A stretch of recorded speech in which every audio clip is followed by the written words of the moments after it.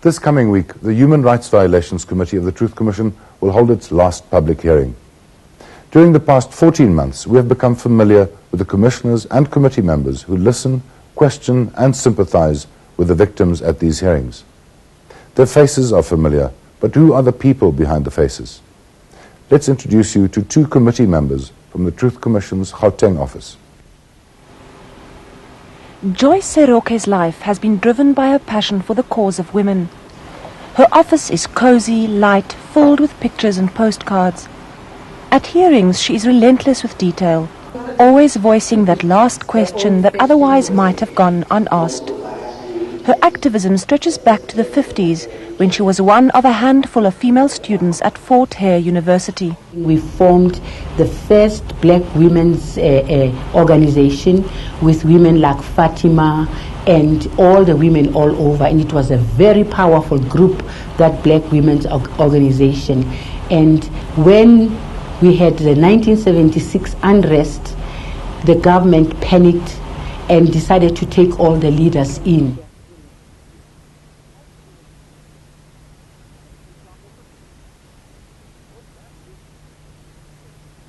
For the first time, my mother cried when she came on Christmas Day, and she realized I wasn't going to come, and I felt very angry because, you know, the adjutant has to stand there when our visitors are visiting, and I didn't want her to see my mother broken for the first time. But she had brought us all sorts of things: a turkey, a tablecloth, flowers and some food, but everybody had brought food, but hers was so different because we came together, because the four of us now were no longer separated. And I said, where on earth does my mother think we could use a tablecloth, a starched tablecloth and serviettes and all that? And then Winnie Mandela said, we're going to fight for a table.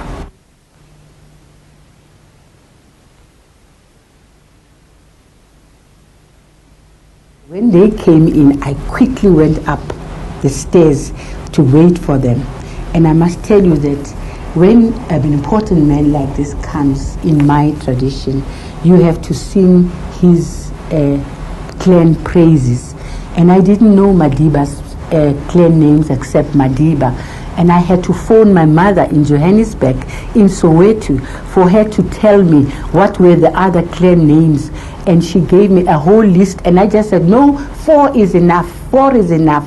So when Madiba came through the door with Bishop Tutu and his entourage, you know, I was up the stairs and I just shouted the praise songs, Madiba, yem yem, welabam pensele. And then this man looked up and he went up the stairs, and I came down and he just hugged me.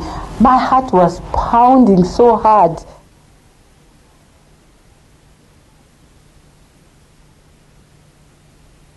My heart goes out for the women, because the women always come there talking about what happened to their sons, to their husbands. They hardly tell us about what has happened.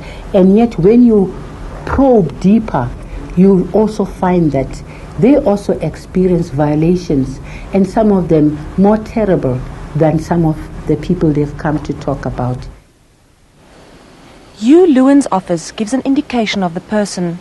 No frills for this man with his quiet, thorough, honest approach.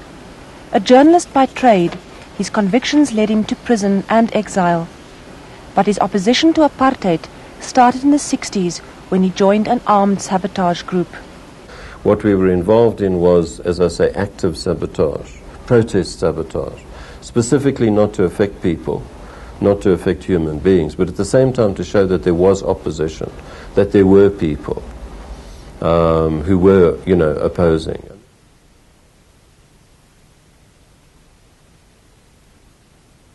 I had two sort of major sets of interrogation. The first was the old statue one, you know, draw a line, and Swanepoel sat there with the various other people and said, "Jy gaan praat," you know, and you stand there until you talk. And within, I think it takes maybe half a night, maybe a bit longer, but after that you're finished. You're in a completely different world. You're in their hands. That was the first one. The second time was a fortnight after I'd been picked up, when John Harris put the bomb on the Joburg station. And that night there was just blood at the graves. I mean, no, there were no holds barred, and they just beat the hell out of us, very badly.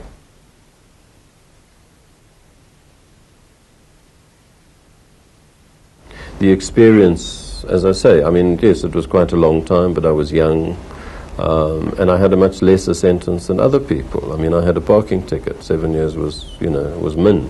But it was really only inside prison, for me, certainly, that the full reality of apartheid came into being. Because prison, and particularly for us, because we were the Kafirs of that society, we were the blacks of the white prison.